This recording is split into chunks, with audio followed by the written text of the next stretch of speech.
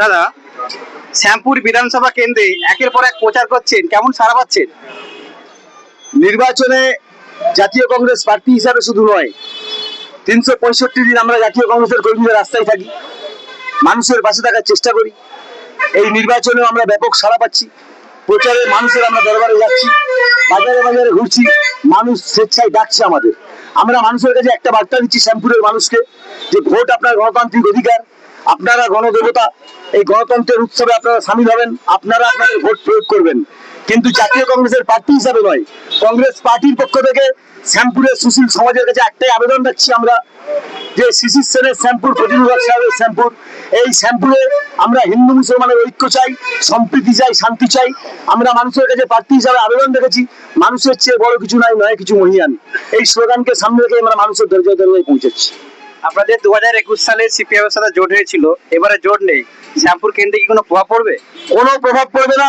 কংগ্রেস কর্মীরা উজ্জীবিত। দীর্ঘ প্রায় 20 বছর পর আমাদের দক্ষ সাংগঠনিক নেতা, পশ্চিমবঙ্গ প্রদেশ কংগ্রেস সভাপতি, বাংলা মায়ের দামাল ছেলে শ্রী শুভঙ্কর সরকার সিদ্ধান্ত নিয়েছেন, সর্বোপরি এআইসিসি সেই সিদ্ধান্তকে সিলমোহর দিয়েছেন। 294 সিটে কংগ্রেস এককভাবে লড়ছে। এতে কংগ্রেস কর্মীরা উজ্জীবিত, আনন্দিত, উদ্বেলিত। আমরা আনন্দিত অত্যন্ত। এবার শ্যামপুর কেন্দ্রে কাদের সাথে লড়াই হবে, বিজেপি না তৃণমূল? এটা মানুষের রায়, মানুষ রায় দেবে।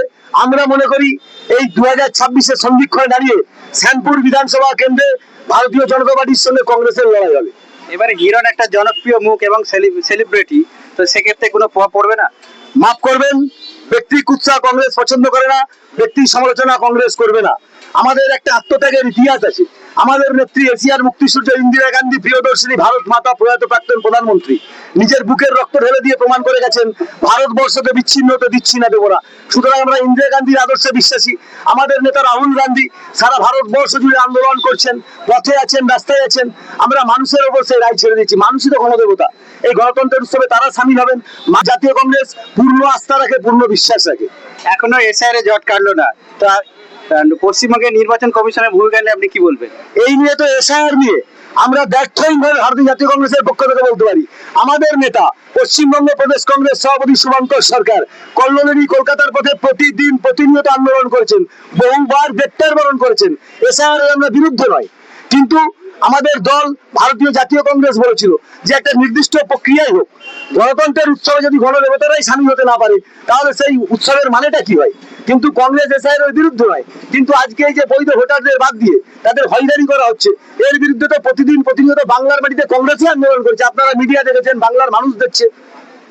সবচেয়ে বেশি বাদ গেছে 91 লক্ষের মধ্যে মুর্শিদা বেশি, এই নিয়ে কি বলবে? এটা তো মমতা বন্দ্যোপাধ্যায় সরকারকে জিজ্ঞাসা করুন, উনি তো মুসলিম বিরোধী বলেন। কিন্তু আমরা মনে করছি আজকে মমতা বন্দ্যোপাধ্যায় সরকার নরেন্দ্র মোদীর সঙ্গে গোটা গেম করে আজকে সংখ্যালঘুদের নাম ম্যাক্সিমাম বাদ দিয়েছে। অমিত শাহজি বলেছেন যে বাংলায় বিজেপি এলে 1 কোটি চাকরি দিবেন, এই নিয়ে কি বলবে? এই নিয়ে অমিত শাহের দলকে প্রশ্ন করবেন। যখন ক্ষমতায় এসেছিল বলেছিল বছরে 2 কোটি বেকারের চাকরি দেবো, 15 লক্ষ টাকা করে মানুষের ব্যাংক অ্যাকাউন্টে পৌঁছে দেবো। একটা বাংলা নয়, শ্যামপুরের একটা মানুষকে জিজ্ঞাসা করুন যে কারোর অ্যাকাউন্টে যতদিন নরেন্দ্র মোদী সরকার ক্ষমতায় এসেছেন 15 লক্ষ টাকা কার অ্যাকাউন্টে ঢুকেছে, আর 2 কোটি বেকার চাকরি কোথায় হয়েছে, তার শ্বেতপত্র প্রকাশ করতে ভারতীয় জনতা পার্টির নেতাদের বলুন।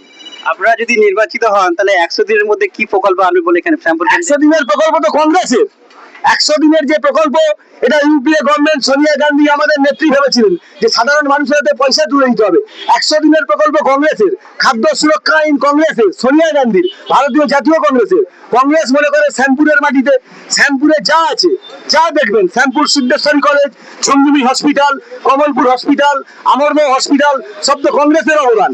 কংগ্রেসের বাদ দিয়ে তো এখানে কিছু নেই নতুন করে। সুতরাং বাকি উন্নয়ন যা করবে আগামী দিনে কংগ্রেস করবে শ্যামপুরের মাটিতে। আমাদের দাবি আছে, কংগ্রেস এখানে ক্ষমতায় আসলে আমরা বোয়ালিয়া ব্রিজ করব, আমরা শ্যামপুরকে আধুনিক শ্যামপুর করতে চাই, আমরা শ্যামপুরে মহিলা কলেজ করতে চাই, শ্যামপুরে একটা আধুনিক উন্নত মানের স্টেডিয়াম করতে চাই।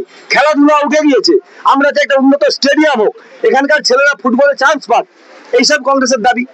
এই এলাকায় যুবক ছেলেদের দক্ষতা বৃদ্ধির জন্য আপনি কি প্রকল্প নেবেন? যুবক ছেলেদের বৃদ্ধির জন্য আমরা যুবক সমাজের কাছে আবেদন রেখেছি, যে শিক্ষিত ছেলেদের কাছে আবেদন রেখেছি যে আপনারা রাজনীতিতে আসুন। শিক্ষিত ছেলেরা যদি রাজনীতিতে না আসে, আজকে রাজনীতিতে অনুব্রত মণ্ডলের মতো দুর্বৃত্তায়ন বাড়বে। শিক্ষিত ছেলেদের পলিটিক্সে আসতে হবে, যারা দেশের কথা ভাববে, সমাজের কথা ভাববে।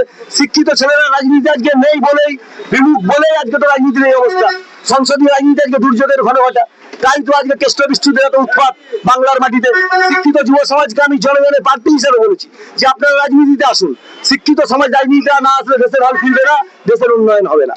শ্যামপুরের 80% মানুষ কৃষিজীবী। এই কৃষিজীবী কৃষি মানুষদের মানে উন্নতির জন্য কি ভাবছেন? শ্যামপুরের অলিতে গলিতে দেখতে পাবেন এই 15 বছরের তৃণমূলের জামানায় খাল নালা বুঝে গিয়েছে। কিছুদিন আগে শ্যামপুর টিভি দেখিয়েছিল, মানুষ শ্যামপুরের মানুষ জানে চাষ তো উঠে গিয়েছে, চাষ আর নেই। যে স্বপ্নের বিকল্প চাষ ইন্দিরা গান্ধী শুরু করেছে, সবুজ বিপ্লব, আমাদের গর্ব, আমাদের এশিয়ার মুক্তি সূর্য প্রয়াত প্রাক্তন প্রধানমন্ত্রী ইন্দিরা গান্ধী এই বিকল্প চাষের সূচনা করেছিলেন। সেই চাষ তো তৃণমূলের জামানায় উঠে গেছে, মাঠের পর মাঠ ফাঁকা, চাষ আর হচ্ছে না। আমরা চাই খাল নালার সংস্কার হোক, কংগ্রেস চাই মানুষ যার যেটা কাজ সে সেই কাজে নিমগ্ন থাকুক, কিন্তু সে কাজ তো হচ্ছে না, মানুষ তাই দিশেহারা। বাংলার বিজেপি নিয়ে কি বলবেন? বাংলার বিজেপিকে নিয়ে কিছু বলবো না, ওটা আমি আপনাকে আগেই বলেছি যে কংগ্রেস এই আত্ম সমালোচনা নিজের করতে যায়। কংগ্রেস কারো সমালোচনা করে না, কংগ্রেস ব্যক্তি কুৎসা পছন্দ করে না, কংগ্রেস তার আপন গতিতে চলবে। কংগ্রেস একটা শতাব্দী প্রাচীন রাজনৈতিক দল, আমাদের একটা আত্মত্যাগের ইতিহাস আছে। সুতরাং কংগ্রেস একটা সমুদ্র হিমাচল, কংগ্রেসকে নিয়ে সবাই সমালোচনা করবে, কংগ্রেস কারো সমালোচনায় যাবে না। বহু মানুষ অ্যাডজুডিকেশন বা ডিলিটেড, তাদের ভবিষ্যৎ নিয়ে আমরা কি ভাবছেন? তাদের ভবিষ্যৎ নিয়ে আপনাকে আগেই বললাম তো, কংগ্রেসই আন্দোলন করেছে। আমরা সিএলএফ তো বহুবার ঘেরাও করেছি, আমাদের রাজ্য সভাপতি শুভঙ্কর সরকার অ্যারেস্ট হয়েছেন, গ্রেপ্তার বরণ করেছেন। আমরা শ্যামপুর থেকে গিয়েছিলাম, সেই আন্দোলনে সামিল হয়েছিলাম। দিনের পর দিন কংগ্রেসই তো বাংলায় আন্দোলন করছে স্যার নিয়ে। আমাদের আন্দোলন চলবে, কিন্তু তার মানে এই নয় আমরা নির্বাচন থেকেও সরে যাবো। নির্বাচন প্রক্রিয়ায় আমাদের অংশগ্রহণ করতে হবে, যার জন্য আমরা নির্বাচনেও আছি, মানুষের পাশেও আছি। আগে ভোট না আগে ভোটার? আগে ভোটার তারপর ভোট, কংগ্রেস এটা মনে করে। আগে ভোটার তারপর ভোট, কিন্তু এটাকে সামনে রেখে দুই সরকার, কেন্দ্রীয় সরকার এবং রাজ্য সরকার, মানুষের জীবন জীবিকা, মানুষের ভোটের অধিকারের যে প্রয়োগ ক্ষমতা, এটা নিয়ে ছিনিমিনি খেলছে। কংগ্রেসের বিরুদ্ধে তীব্র ধিক্কার জানাচ্ছে। এদের নির্লজ্জতার জবাব প্রতিবাদের ভাষায় দিতে আমরা নির্বাচনের ময়দানে। আপনি বলছেন আগে ভোটার, তো আপনি তো নমিনেশন করে দিলেন, এখনো তো বহু ভোটাররা ডিলিটেড। আমাদের তো আন্দোলন চলছে, আমাদের আন্দোলন চলছে। আমরা কংগ্রেস শুধু সারা বাংলাতে সাধারণ মানুষ দেখছে, কংগ্রেস আন্দোলন করছে ভোটারদের জন্য, কংগ্রেসই আন্দোলন করছে, আর কেউ কিন্তু আন্দোলন করে না। নিত্য প্রয়োজনীয় জিনিসের মধ্যে মোবাইল রিচার্জ একটা গুরুত্বপূর্ণ জিনিস। প্রায় আমরা দেখছি প্রতি মাসে মাসে মোবাইল রিচার্জের ফি বৃদ্ধি পাচ্ছে। এই নিয়ে আপনাদের উচ্চতর নেতৃত্বের কাছে সেন্ট্রাল লেভেল কি বলবে? মোদী সরকার বলছে না ডিজিটাল ইন্ডিয়া, কিন্তু সেই ডিজিটাল ইন্ডিয়ার কি ফল, কি কুফল, কি সুফল ভারতবর্ষের যুব সমাজ, ভারতবর্ষের শিক্ষিত সমাজ অনুধাবন করছে। এটা নতুন করে বলার অবকাশ থাকে না। আমাদের দল, আমাদের নেতা শুভঙ্কর সরকার, আমাদের নেতা রাহুল গান্ধী ভারতবর্ষের গণতন্ত্রের দৃষ্টান্ত, আমাদের রূপরেখা ঠিক হচ্ছে দলের। আমাদের ম্যানিফেস্টো খুব শীঘ্রই প্রকাশ পাবে, প্রকাশ রেডি অলরেডি, আমরা স্যার শুরু করবো। এইবার আমরা দেখেছি